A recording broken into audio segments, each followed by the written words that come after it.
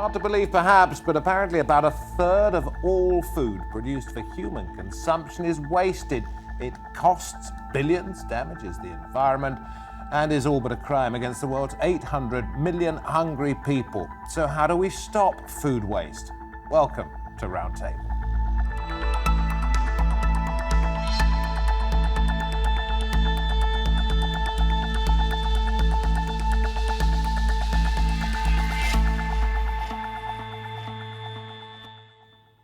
It could be a symptom of the era of plenty that we live in. So much of the food that we produce ends up being thrown away and at a huge cost to both people and our planet.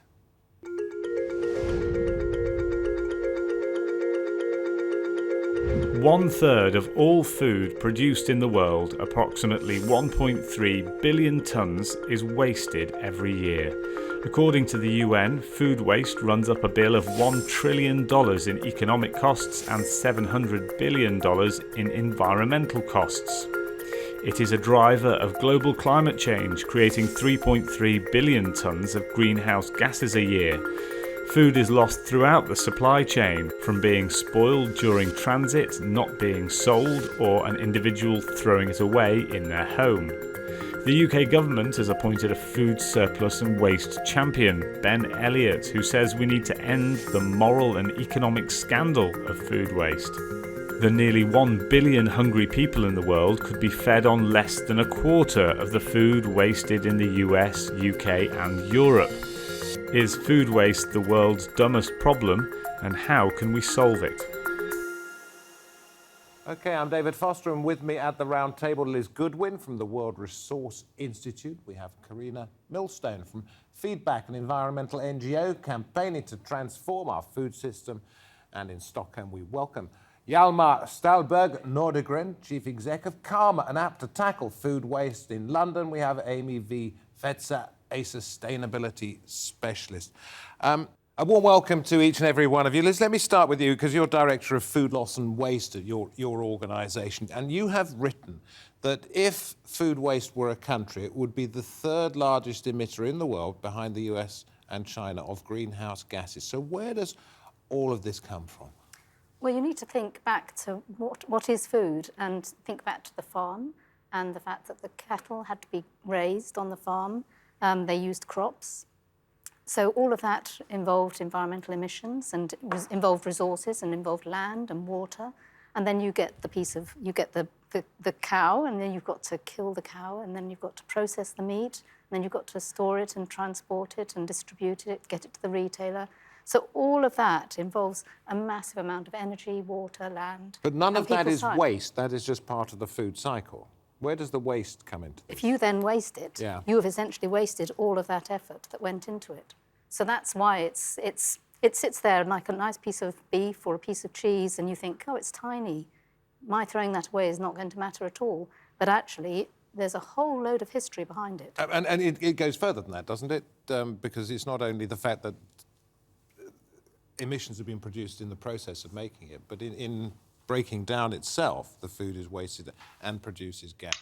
Carina, you want to come in on that? Yeah, I mean, I think Liz raises a really great point. You know, it's basically a gigantic squandering of resources, right? Here we are using all these resources to create food that's never eaten, so generating no nutritional value.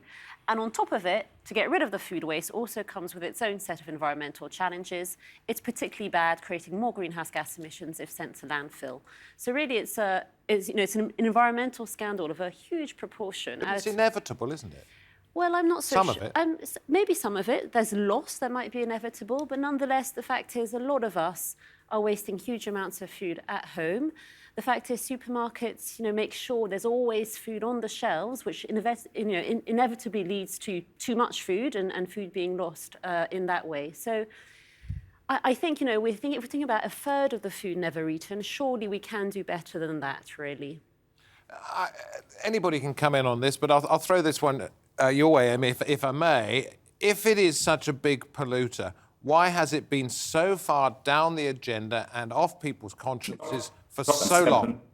Well, actually, it's a real shame, because it was one of the things when they were doing the Paris negotiations, that there was a big contingent of people who wanted to make food waste a much bigger priority. And unfortunately, for whatever political reasons that didn't happen. It is a shame it hasn't been higher on the agenda until now, but it is vitally important. So I think the thing is that there was the report, the Lancet report that came out in earlier in this year, and they said that we have to halve food waste by 50% to meet our sort of Paris Accord goals and the Sustainable Development Goals. So we're not going to have a viable planet if we don't tackle food waste. We can change our diets, that's important. We can redistribute food. There's lots of things we can do, but if we don't tackle food waste, we won't meet all those other targets as well. So it's really vitally important. So we've established it is a major problem. It has been addressed by certain world leaders and experts such as yourselves, but it hasn't got the headlines it perhaps deserved until now. But there are ways of tackling this, and this is what we're going to look at now. Hjalmar, let me come to you. Your app, tell us what it's called, what it does, and how it can help. Absolutely. Thanks, David. Our app is called Karma. It's a very simple concept. We help restaurants and grocery stores sell their surplus to consumers. And you as a consumer could then pick up great food for a reduced price. So it's really about us creating a win-win-win, where a restaurant and grocery store gets a win from taking care of their food waste. You as a consumer get something, and then obviously we survive as a business so we can spread this across the world. Yeah, and survival as a business is obviously a great thing, but being a successful business is another, and that depends on the take-up. What kind of response have you got?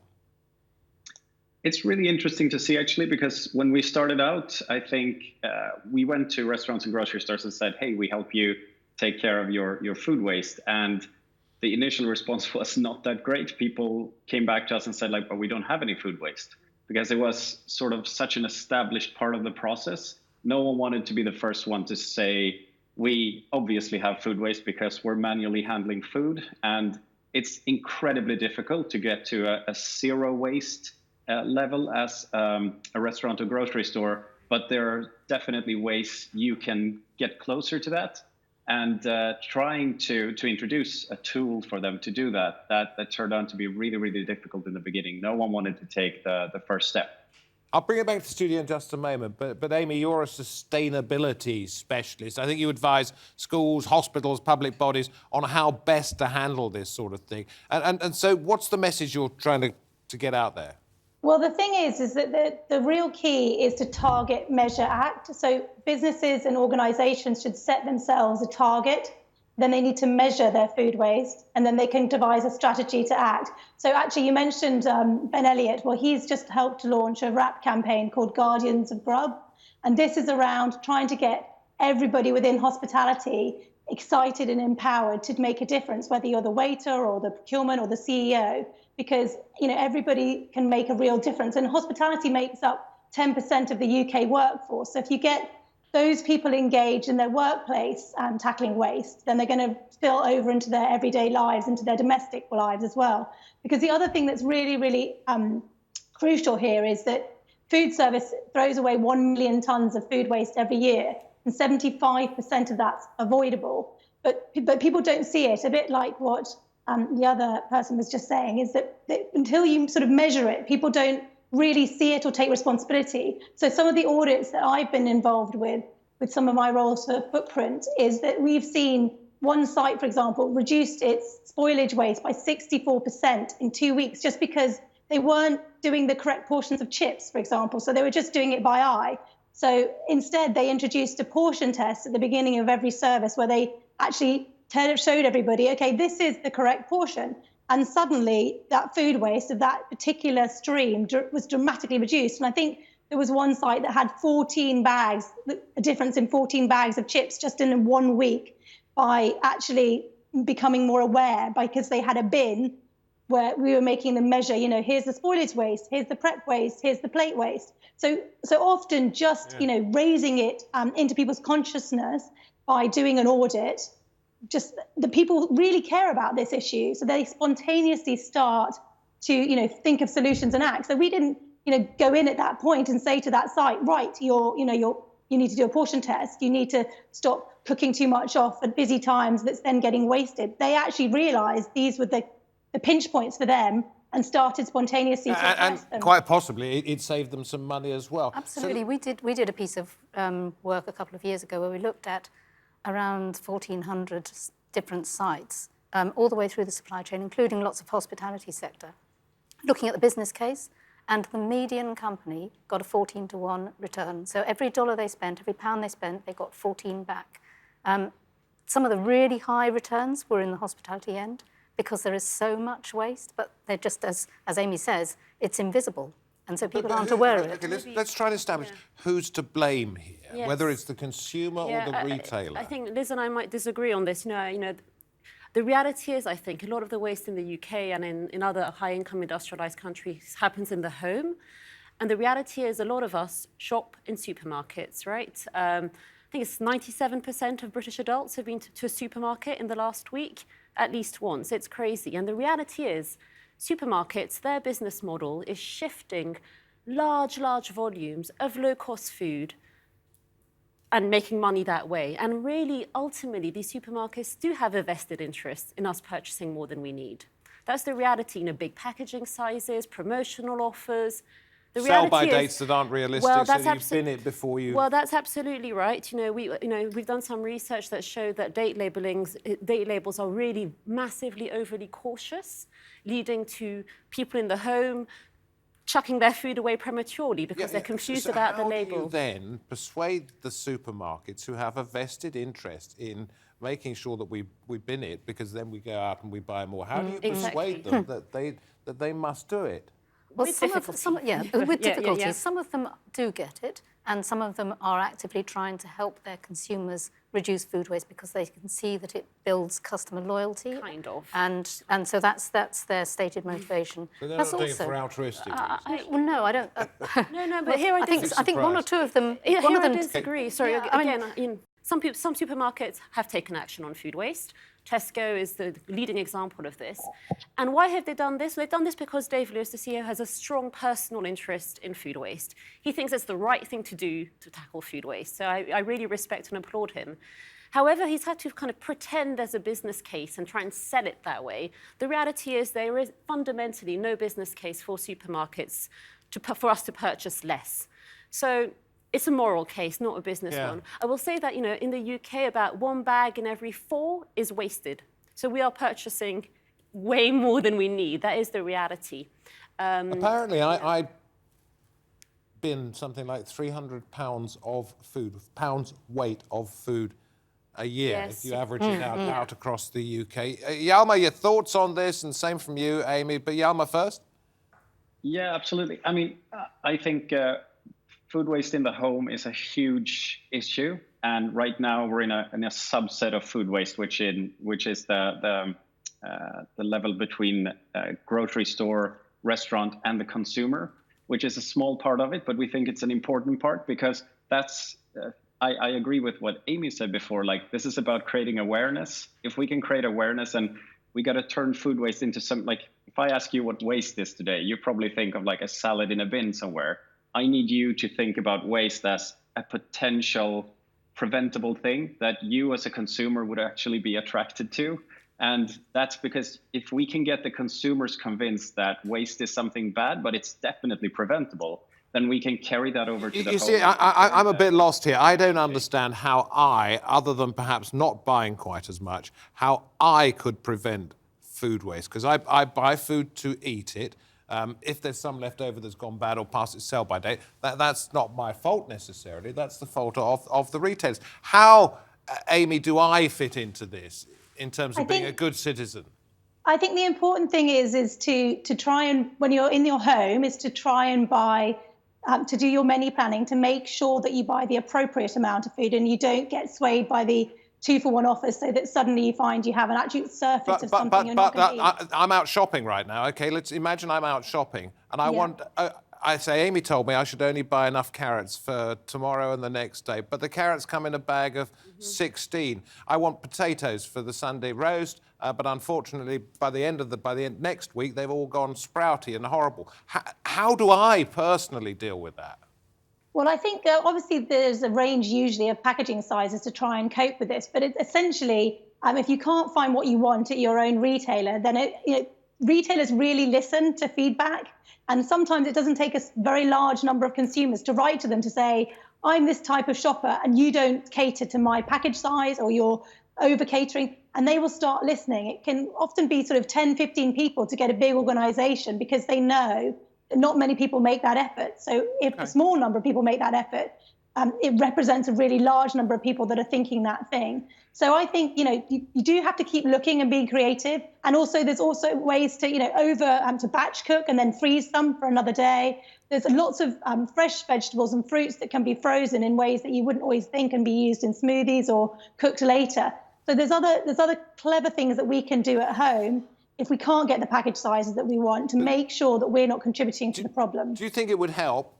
This is for anybody, but Liz, you haven't said anything for a little bit. Do you think it would help if I went to a local greengrocers rather than to a supermarket? Because I see a problem in that, is that to get the food to the greengrocers and to the next small shop and the next small shop and the next small shop has taken many more journeys. Yes. And therefore contributed to emissions, whereas just going to a supermarket, economies of scale, both in terms of cost and in terms of what it kicks out into the environment. So it's I don't mixture. know. It's a mixture.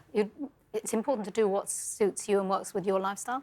But I think the main reasons why people waste food is they buy too much and then they let it go off, or they cook too much and then they don't use the leftovers. So Amy is absolutely right about the different things that we all need to do. But this is a very complicated issue where everybody has a role to play. We have a role to play in being aware of how much we need, planning our meals, making sure that we don't buy 6 more bags of tomatoes when we've already got tomatoes at home.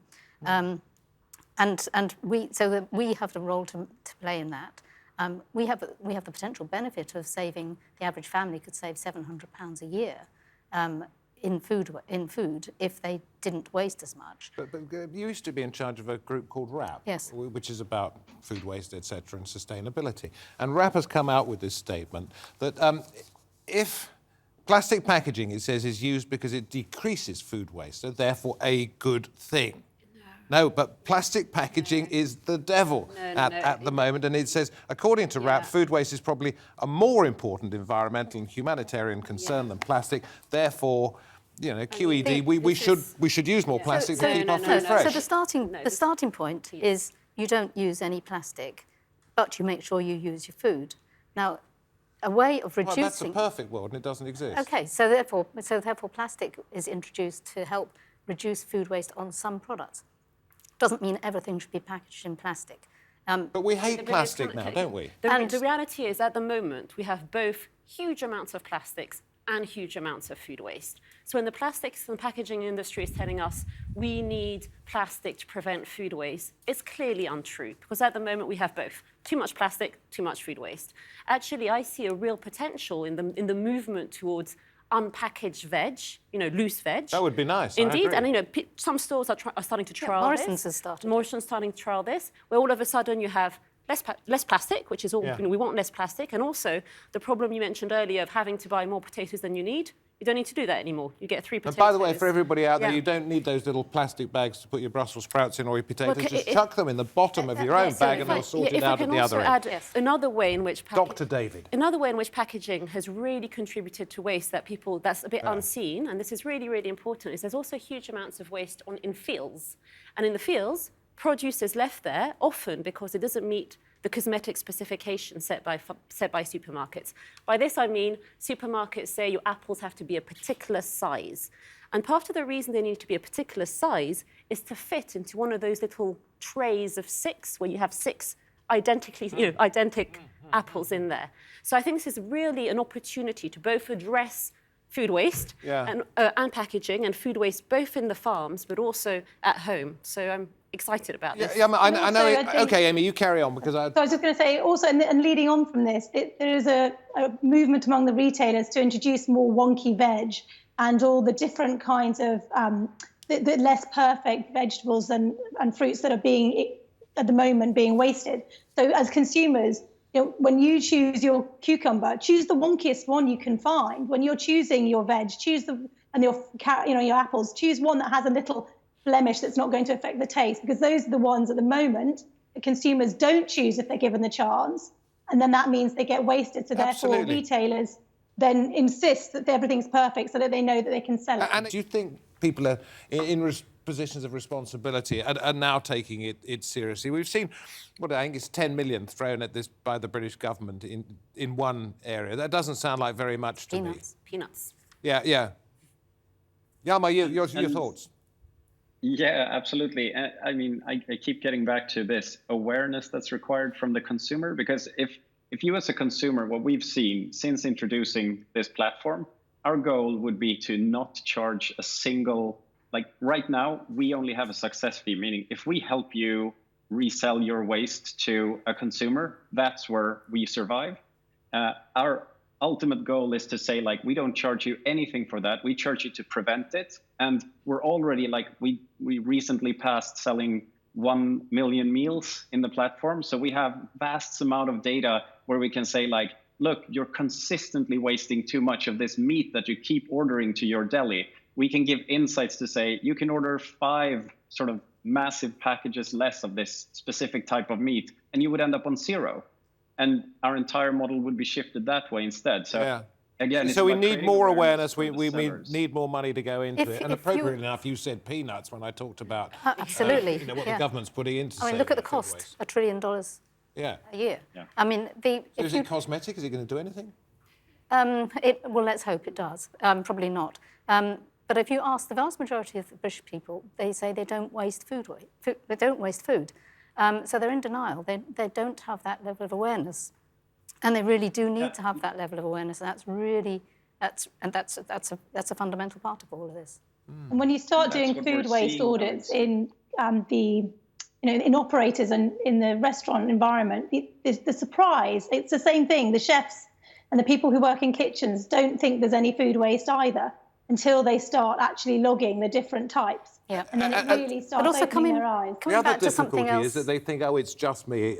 I'm not going to make much of a difference. And hang on, why should I worry about this when there's war, refugees, poverty, terrorist acts, and that's one of the reasons it's not high enough up the agenda. Understanding it as part of the climate and ecological crisis, which is now all of a sudden high up on the agenda, I think is crucial here. Because none of the scenarios, all the scenarios, towards a stable climate, towards preserving biodiversity, all of them assume a huge reduction in food waste. So it's really non-negotiable. And environmental issues amongst the young are becoming more and more important. We saw this with the European elections. The Greens, I suppose that's appropriate enough since we're talking about vegetables. The Greens did particularly well. We are not going to achieve our climate change targets without tackling food waste. That's right. But I think you made a very interesting... So why isn't it the #1 priority? Well, Brexit. Politics. What do you say? The agricultural lobby. Emissions in the UK, it's a third of all of the cars. Yes. I mean, that's extraordinary. So, Why isn't it? The real reason, in my view, it's because it challenges the notion of consumer choice, right? This idea that people have a right to buy what they want and they have a right to waste it because they've bought it. And I think any notion about trying to curtail what people can buy, or indeed any intervention that would curb the profit of supermarkets, which is the reality as well. This is something that we have acquired in the last 30, 40 years. My mother grew up in the post-war era. She doesn't waste anything. Yes. Because she can remember going to the shops and there not being stuff all over the shelves. Now people go into the shops 11 o'clock at night and still expect to be able to buy a full range of products. And that is bound to lead to... Your mum is make do and mend, and a lot of people of that generation are. When it comes to those of us who aren't from that particular generation, are we responsible for most of the waste, or are the retailers? The retailers. It's a product of the supermarket. So again, that's a very, very small part of this. It's a product of the supermarket age, right? What you're describing is, back in the day, we used to have relationships with farmers, direct contact with farmers. We used to know where our food came from. We used to know how much effort, was expended into growing food. We've lost all of that. We treat food as a commodity. We just buy on the go and so on. And that's really because that kind of lifestyle, that food culture has been shaped by the 5 or so supermarkets that we have in the UK, and that exists ultimately to maximise value to We their don't shareholders. have very much more time. I'm going to go to Amy. If we have a little bit of time at the end of that, fine. If this is the asteroid and the dinosaurs moment, are we getting there? I think there's increasing recognition, and I think what the other panelists are all saying is correct. It is businesses' issue, but it is also the consumer. I think I think it's unhelpful to lay blame. I think it's better to look at it and say, what can we all do to make this better? So what can consumers do? What can business do? What levers can government do to make it harder to charge for food waste, to insist that there is less waste in the system? So I think we've got to remain optimistic, because I'm an optimist, but I think more needs to be done, but at least it's getting more attention on the public stage now. I agree with that. I think there's also a fundamental of the price of food and the percentage of our budgets, so it therefore is relatively cheap for us to just waste it. Which is a sad fact. It's a very sad fact. Listen, I found it stimulating talking to each and every one of you. Good luck in whatever it is you're doing. It's certainly Tackling food waste. It's certainly given me and hopefully those of you who are watching this and taking an interest, something to chew on, if you'll excuse the expression. From me, David Foster, from my guests, thank you for watching this edition of Roundtable. Goodbye for now.